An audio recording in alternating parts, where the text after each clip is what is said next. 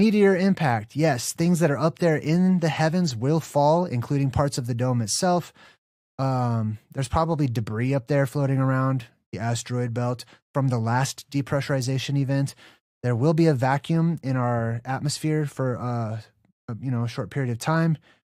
There's no such thing as gravity, but buoyancy will increase. People will stop sinking down to the bottom, which is what gravity is, technically. And the surface world's going to change. There's going to be earthquakes all over the place. They need to anchor this into bedrock.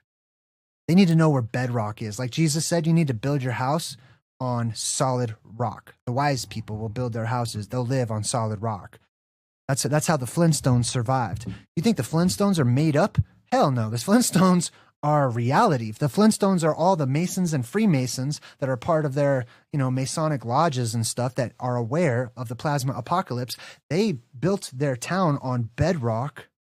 They anchored themselves down so that they wouldn't get sucked up and float away. And then the apocalypse came and threw them back into the Stone Age, taking away all of their technology, all of their modern conveniences, but not their memory of them. That's why you see the Flintstones trying to make televisions and trying to make radios and trying to make dishwashers and stuff using dinosaurs or whatever they have left, basically. This is called a lunar/Martian anchor emplacement system, a senior capstone design project sponsored by the NASA/USRA Advanced Design Program. And it's got the stamp of the University of Idaho on there.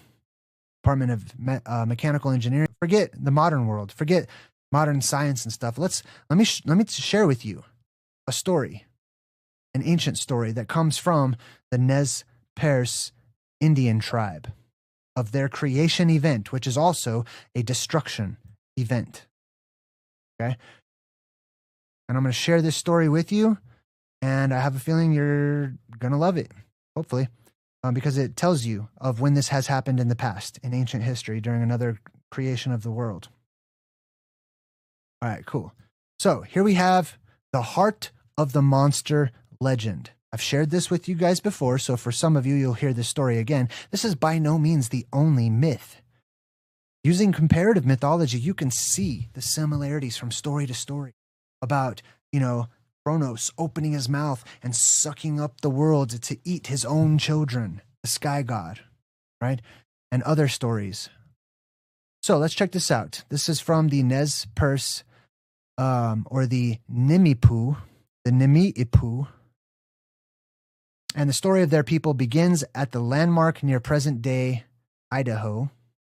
Idaho? Are you serious? Isn't that just what we saw? University of Idaho.